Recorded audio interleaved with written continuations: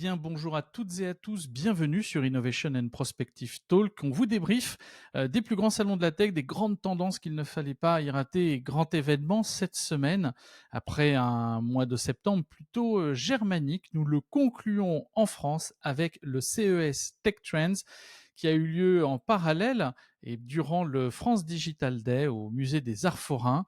Et nous allons revenir sur ce qu'il faut attendre, les grandes tendances, ce qui se dégage, quelques pistes peut-être pour le CES 2026 qui se prépare. Bonjour Lionel.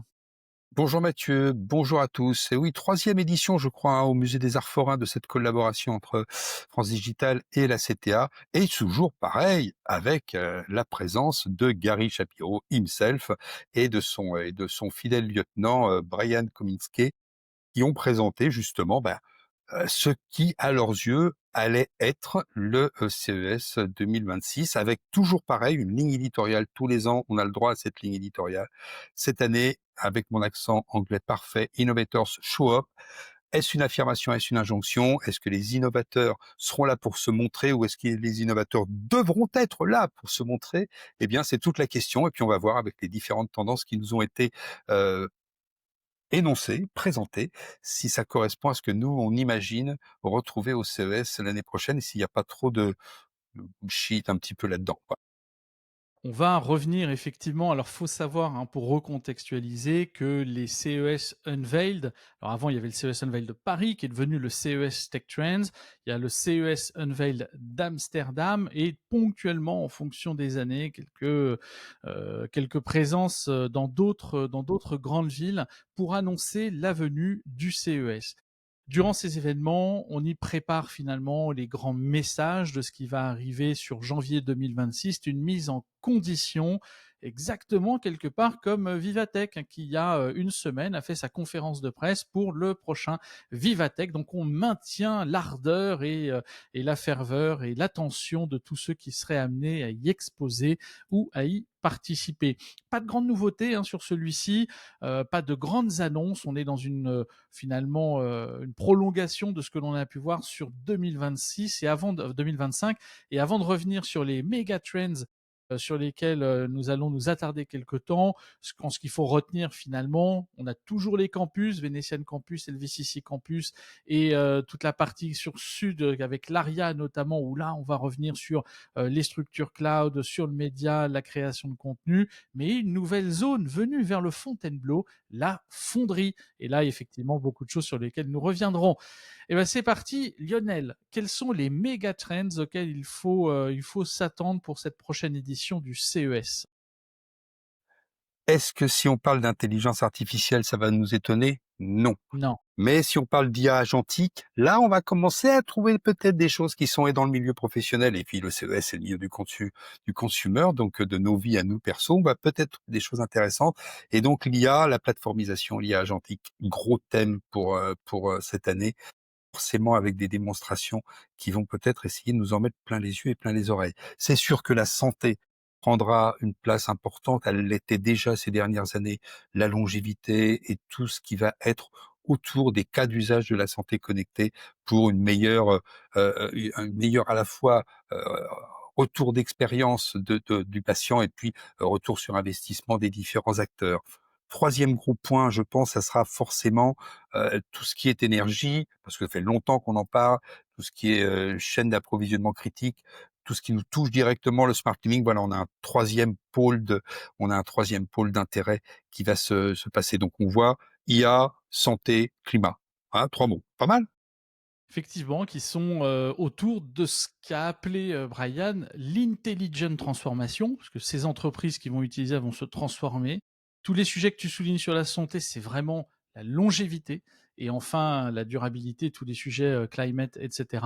C'est comment innover avec de l'engineering pour demain. Et donc, c'est là qu'effectivement, beaucoup de choses sont en train d'arriver autour de ces thématiques.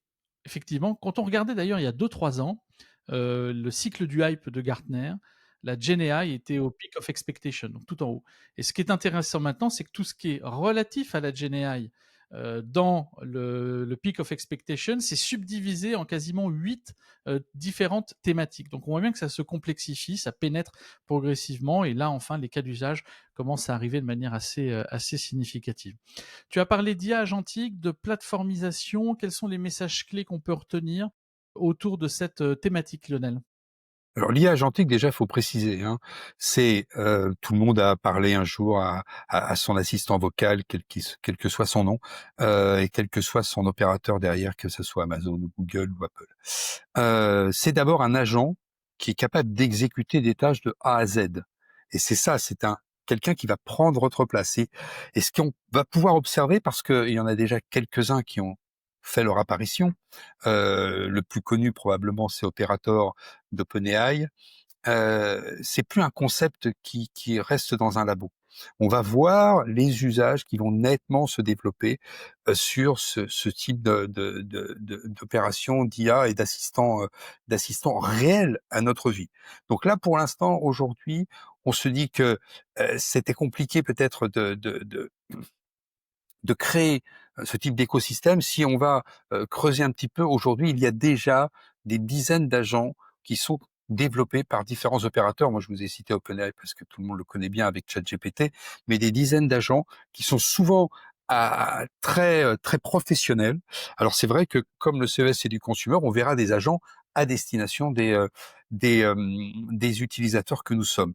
Donc, bien sûr, on devra s'interroger sur la confiance et la traçabilité que l'on pourra avoir en ces agents, que ce que l'on pourra voir si les processus sont des processus ouverts ou des processus fermés, si nos données ou si nos informations, je sais que beaucoup de gens débranchent leurs assistants vocaux pour pas qu'ils nous écoutent, donc on voit bien qu'il peut y avoir ce type de points qui soient des points de friction, des points sensibles.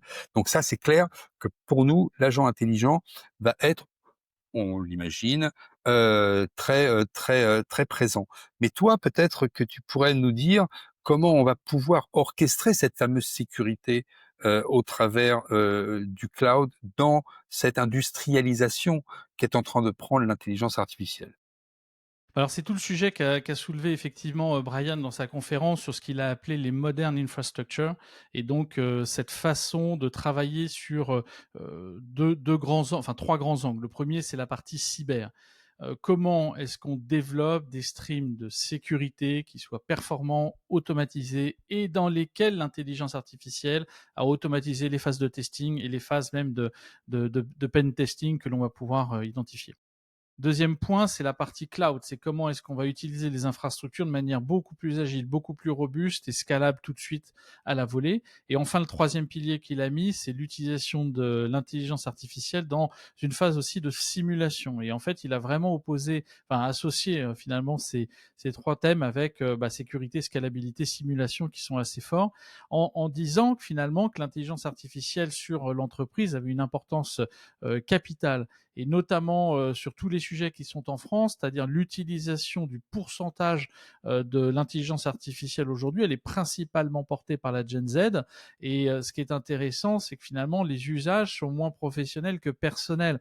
Et c'est là qu'en fait, il a soulevé quelque chose d'intéressant, à savoir les frontières de l'innovation à l'heure de l'intelligence artificielle, où il a présenté finalement tout ce qu'était Agentic AI sous un angle assez consumer pour lequel la robustesse des scénarios doivent être conçus, préconçus ou facilités par les entreprises pour le consommateur final. Et c'est là l'automatisation à domicile qu'on va pouvoir notamment trouver. Il a parlé également d'un sujet qui était la vertical AI.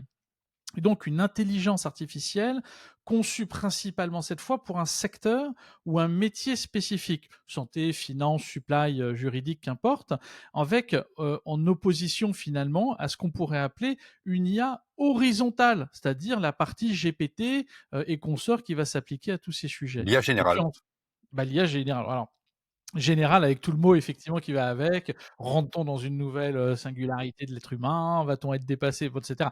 Bon, on voit que l'horizontalité est quand même pas encore très optimum à plein d'égards. Mais en tout cas, sur le vertical et d'ailleurs tu soulignes souvent ce schéma, l'IA est-elle capable de créer des ponts entre les secteurs? À date, pour autant pas grand-chose. D'ailleurs, je sais pas si, tu ressentais souvent ce schéma avec, les métiers et la capacité de l'IA à être plus performant sur un métier, mais à être incapable de faire des croisements entre métiers, là où effectivement l'être humain peut les faire assez spontanément. Tu me rappelleras très certainement l'auteur de ce schéma, à savoir, bon, je me rappelle plus, mais bon, on essaiera de vous le retrouver. Et puis, troisième point, donc Agentic AI, Vertical AI et Industrial AI, sur lequel on est vraiment sur quelque chose qui va être dédié à l'industrie. Alors, il a fait un focus assez fort sur l'industrie. Est-ce que c'est encore cette confirmation que les industriels sont invités au CES à y participer, on voit de plusieurs années, et à faire en sorte que ces pépites de la deep tech qui finalement sont présentes sur le Reka Park soient massivement exploitées par ces grands industriels pour passer à l'échelle. En tout cas, il y a beaucoup de questions qui se posent, mais l'entreprise est plus que jamais au cœur du CES. En tout cas, c'est ce que l'on voit arriver de manière assez forte dans les témoignages qui ont pu être livrés sur ce CES Tech Trends. Il a été question, Lionel aussi, et je sais que le sujet te passionne, de Physical AI, cette révolution aussi de la robotique. Oui, alors la robotique. Ceux qui ont visité Vivatech ont vu des premiers robots humanoïdes déambuler à des prix très compétitifs. Ça vient de la Chine. D'ailleurs, il y a tout un discours, hein, qui est porté par la CTA, parce que la CTA, bah, qu'on le veuille ou non, ça reste un pays qui est du côté du camp dit occidental. C'est, je sais plus, à peu près 250 000 ingénieurs sortis des écoles par an. En France, on en a à peu près 35 000, et en Chine, on en a plus d'1 million. Donc, ils sont plutôt de ce côté-là. Et quand on parle de ce que doivent faire on va dire, le camp occidental, les Européens, le Japon, les États-Unis, l'Amérique du Nord, sur ces nouvelles technologies et notamment sur ces robots, eh bien évidemment, il faut aussi avoir dans la ligne de mire que l'on travaille face à une équipe de plus d'1 million de nouveaux ingénieurs tous les ans, qui est la Chine, et qui est extrêmement dynamique en la matière. On l'a bien vu dans les voitures autonomes, etc., etc. C'est assez compliqué. Donc, qu'est-ce que l'on va pouvoir voir sur le CES l'année prochaine? Est-ce que l'on va pouvoir rester sur des robots humanoïdes, comment nous ont été présentés déjà depuis plusieurs années? Est-ce que l'on va avoir, comme dans l'intelligence artificielle agentique, des agents très spécialisés, donc des robots extrêmement spécialisés? Un extrêmement spécialisé, hein, c'est la voiture autonome. Ils ont beaucoup insisté notamment sur l'assistance permanente de cette robotisation des véhicules. On en parlait la semaine dernière sur notamment l'IA de Munich, que aux États-Unis, les chiffres de l'accidentalité et les conséquences de cette accidentalité, c'est-à-dire par les hospitalisations, voire les décès des conducteurs ou des passagers d'un véhicule, l'arrivée massive dans les dispositifs de mobilité en rendant la voiture comme un robot roulant, un robot de mobilité. Et là, il a plus du tout la forme d'une science-fiction avec deux bras, deux jambes et une tête, et puis quelque chose qui nous fait des clins d'œil, comme on avait pu le voir il y a déjà 2 ans sur le Reka Park lors du CES 2024.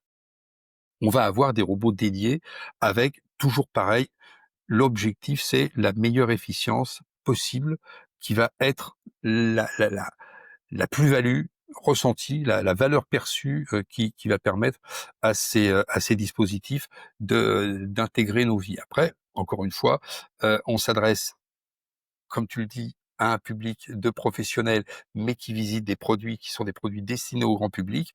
Mais on sait qu'on a aussi une tranche de visiteurs professionnels qui, eux, viennent aussi chercher l'inspiration par rapport à ce que un certain nombre d'exposants, et notamment des exposants de start-up, ouvrent comme voie. J'ai ouvert une voie dans telle direction. Bah, vous êtes à peu près comme nous. Nous aussi, on est en train d'ouvrir ce type de voie. Est-ce qu'on peut travailler ensemble? C'est aussi ça, c'est aussi un lieu de rendez-vous. Donc les robots, ils seront partout, mais ils seront protéiformes.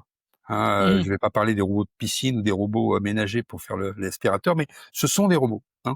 Il faut Bah, qu'on sorte de l'idée que le robot, ça a l'aspirateur, 2 bras, 2 jambes, quoi. Même si les Chinois, l'aspirateur avec le bras articulé qui ramasse le Kleenex, en bah oui, oui, plastique. mais ça, on l'a vu l'année dernière, il sera encore là cette année. Donc voilà, il pousse la chaussette, il ramasse le Kleenex, etc. Ou autre chose qui traîne par terre. moins sympa. Moi, j'aurais bien voulu, parce que toi, tu es un passionné, de tout ce qui est, santé. Mmh. Quels sont les cas d'usage de santé connectée qu'on pourrait, présenter et qui pourraient présenter, un super time to value? Alors, ce qui est intéressant dans la santé, c'est que cette année, on a parlé de digital health, de connected health, de remote care, et cetera, mais sous un mot parapluie, la longévité. Vivre mieux, plus longtemps, dans des écosystèmes personnels ou professionnels qui soient plus sécures et avec une traçabilité plus quotidienne, finalement, de la façon dont on vit.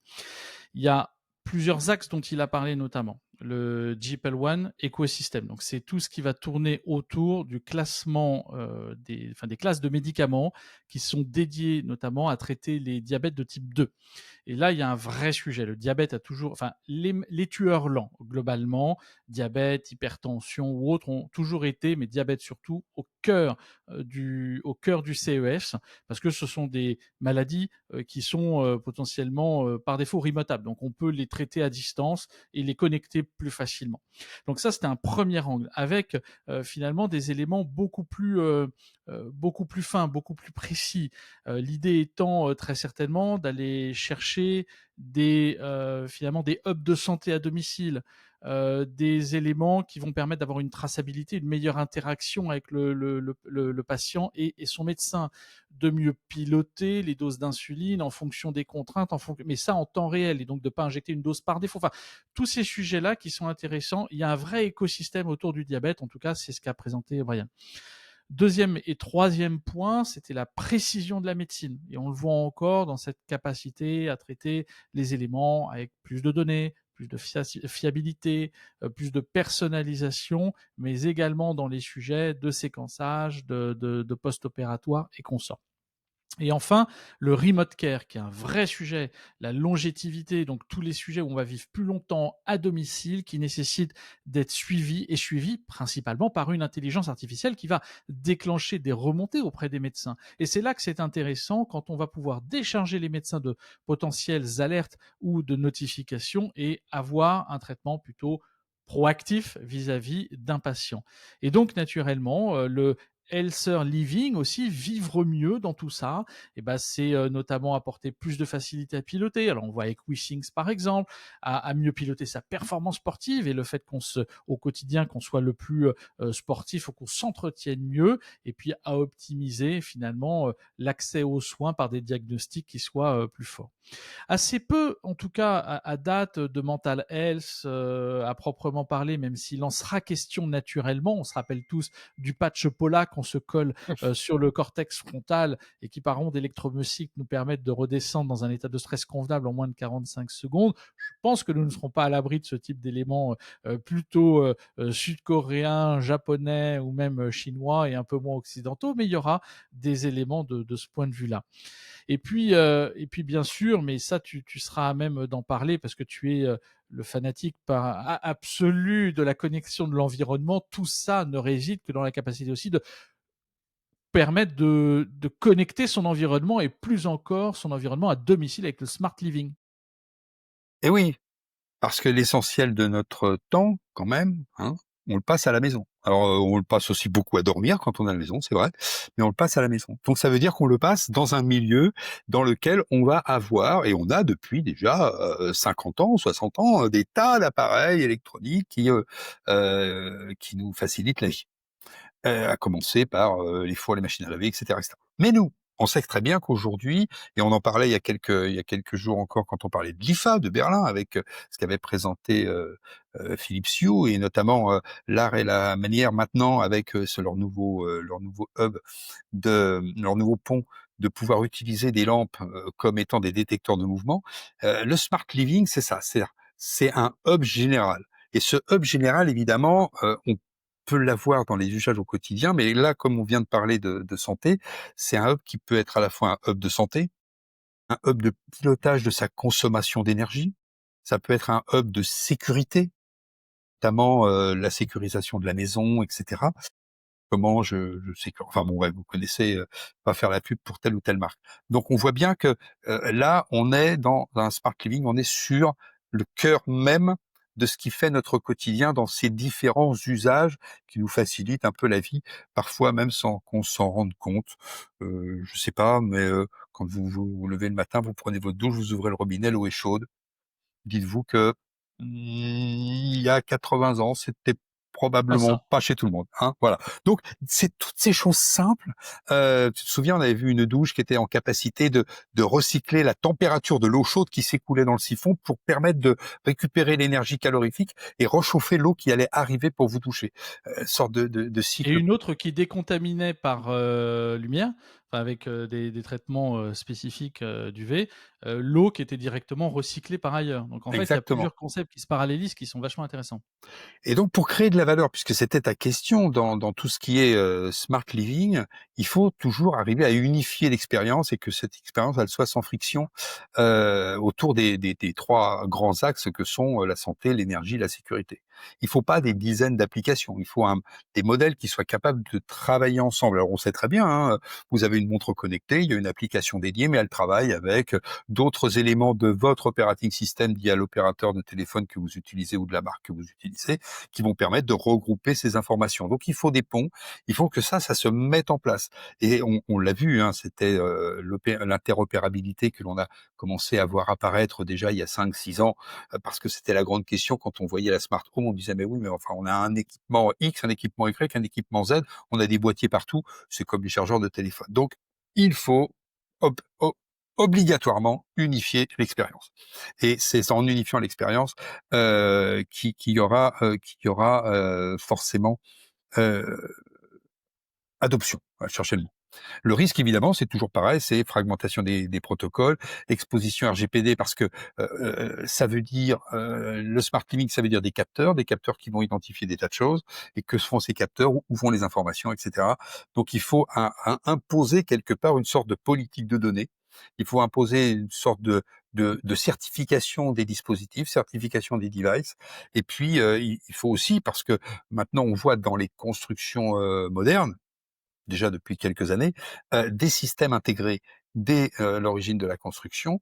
Eh bien, il faut que ces immeubles finalement qui deviennent intelligents soient aussi rentrés dans ces chartes-là, et que les utilisateurs n'aient pas de frein à l'usage en disant: «Ah oui, mais là, en fait, je suis observé par mon propriétaire, via Mmh, le constructeur Bouygues bien qui sûr. a construit mon immeuble».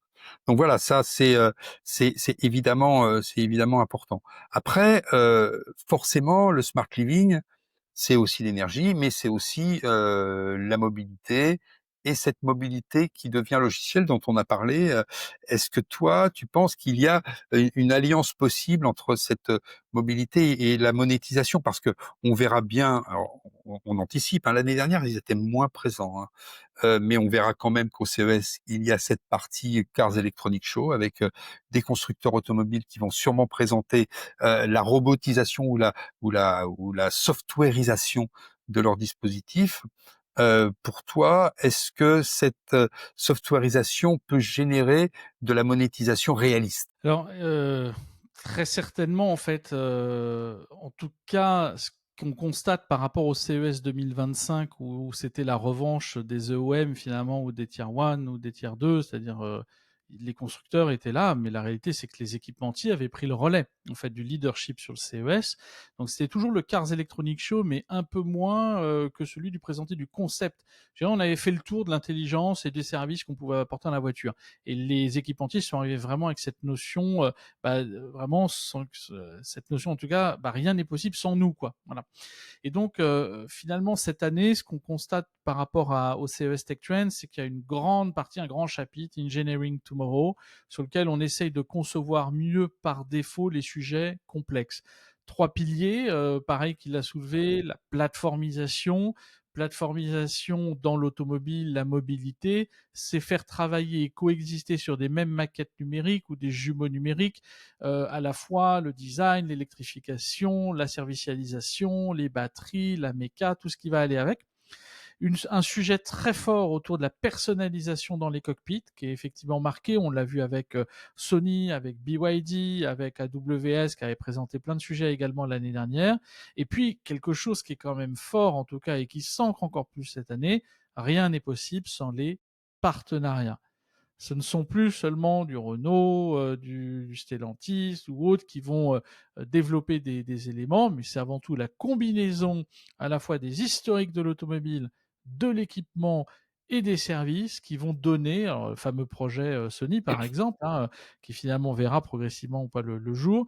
Donc on voit que ces sujets de travail en écosystème sont, particulièrement ou seront particulièrement, mis en valeur au-delà même des partenariats qu'on avait pu voir avec, Daimler plus, je sais plus qui, les précédentes années. Par contre, le sujet énergie était quand même assez fort, avec notamment l'électrification, les sujets de grid. Alors on verra toujours des bornes électroniques et compagnie.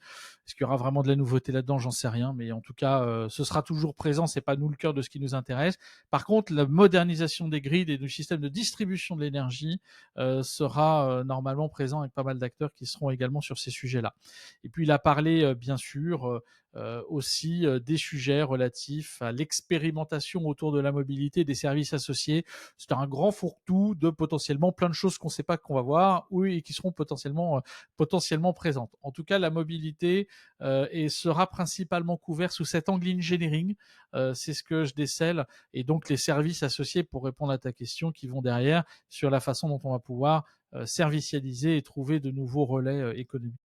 Et enfin, pour terminer, Lionel, je crois qu'on a quand même parlé aussi, tu en as parlé déjà de robotisation ou autre, mais de traçabilité alimentaire, de tous ces sujets de la ferme, production jusqu'à la distribution. Et là, c'était en fin de présentation quand il a notamment parlé voilà, de changer la food chain et d'être sûr, par l'automatisation, de mieux conditionner les ressources naturelles à être préservées dans le futur. Alors, comme tous les ans, on adore y aller, Tu auras ta casquette, promis. sur le stand de John Deere, parce qu'il nous présente des engins agricoles complètement démentiels, complètement surdimensionnés à la dimension des farmers américains, et avec évidemment tout ça piloté par satellite, etc. Le fermier n'étant plus que devant sa télé ou devant son smartphone pour piloter tout ça à distance. On avait vu l'année dernière des robots aussi qui étaient capables de se déplacer dans des terrains très accidentés, notamment des terrains pentus. On le voit par exemple dans le domaine de la vigne en France. Les Oui, vignes, pour les les Kubota. exposer au soleil, ce sont souvent des terrains qui sont en pente, hein, ensoleillement oblige. Donc là, ce qui est sûr, c'est que dans toute cette food chain, hein, dans toute cette chaîne alimentaire, de la production jusqu'à la distribution, il va y avoir le pilotage global de tous les rendements à tous les niveaux. Et ça, c'est probablement de voir comment on peut avoir des exploitations classiques, mais aussi la capacité d'intégrer en urbain pour pouvoir diminuer ou optimiser la chaîne alimentaire ou la distribution alimentaire des micro-fermes urbaines, comment tout ça va pouvoir se faire avec un pilotage issu de la donnée au niveau du pilotage agronomique. Bref, l'idée, c'est d'avoir de la perte, enfin de la perte, la diminution massive des pertes alimentaires. On produit beaucoup plus sur Terre ce dont les humains ont besoin pour se nourrir de façon vitale. Donc la traçabilité accrue, évidemment, toujours pareil, le risque, ben, c'est la dépendance aux capteurs, aux algorithmes qui pourraient être non certifiés, qui pourraient être fragilisés sur le plan sécuritaire, mais en tout cas, traçabilité et efficacité dans les différentes catégorisations. C'est évidemment l'ensemble de cette chaîne qui va être automatisée et qui va être en conformité avec ce que l'on peut attendre d'elle. Au bout du bout, l'idée est aussi d'avoir des rendements qui soient bons, pas forcément meilleur, mais bon parce que le rapport qualité de ce qui est produit est pertinent. Les pertes sont minorées, le CO2 est minimisé, et donc tout ça forme une nouvelle façon de penser la transition, on va dire, alimentaire du point de vue technologique, s'entend, puisque encore une fois, c'est la CTA qui nous parle, hein, Consumer Technology Association. Donc on voit bien que tout ça est vu sur le regard technologique. Mais on a vu déjà beaucoup de choses, hein, puisqu'on a parlé à la fois de Mmh. l'alimentaire, de la santé, on a parlé de la mobilité, on a parlé de l'IA évidemment. Qu'est-ce qui resterait à voir dans ce qu'ils nous ont présenté, à Plein de part la choses. Foundry?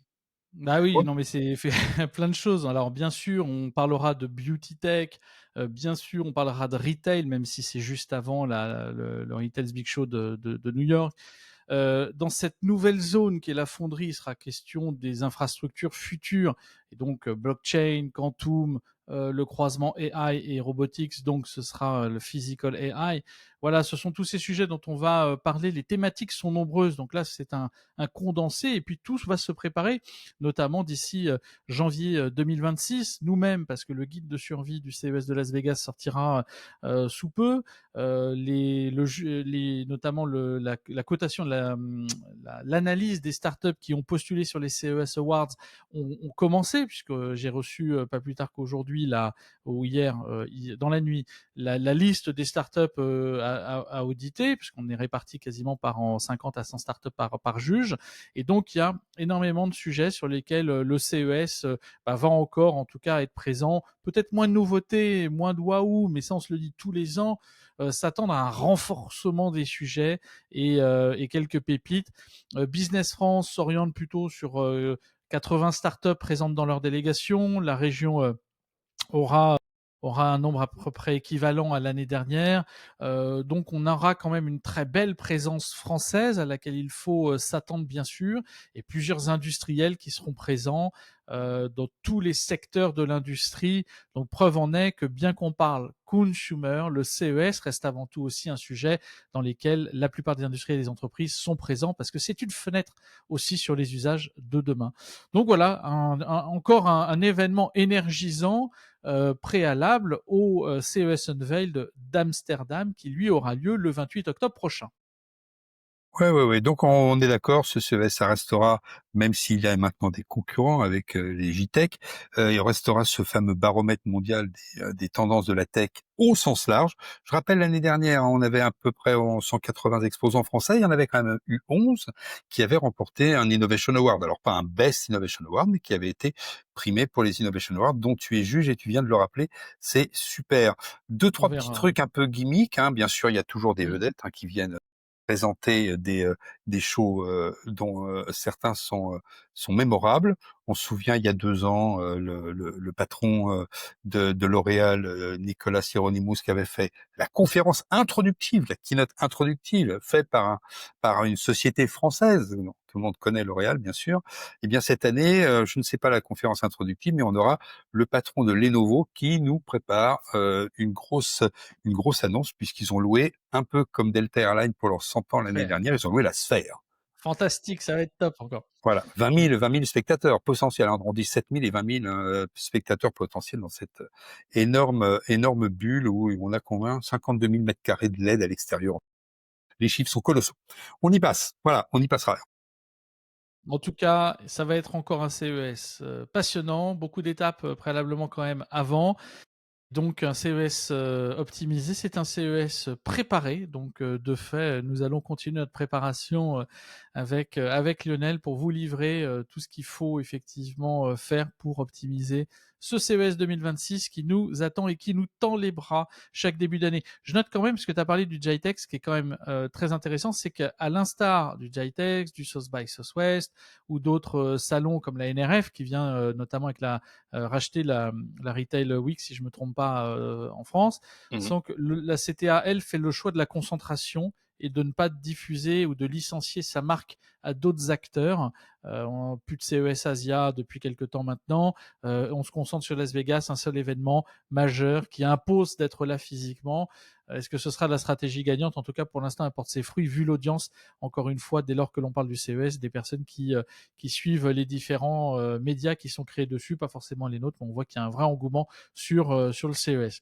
Bon, on a fait le tour de la question, hein, 35 minutes quand même encore pour parler d'un événement où on aurait pu encore délayer beaucoup. On vous rappelle, abonnez-vous, hein, Apple Podcast, Deezer ou encore Spotify, vous pouvez nous suivre, bien sûr, vous êtes toujours de plus en plus nombreux et on vous en remercie. Si vous avez des questions sur le CES, par ailleurs, n'hésitez pas, vous savez que c'est un peu notre salon charnière. Et puis on se parle très très vite de nouveaux sujets, parce que Dieu sait qu'en ce moment l'actualité est grande avec tous les événements. Très bonne journée à tous et salut Lionel, bye bye. Salut Mathieu, salut à tous.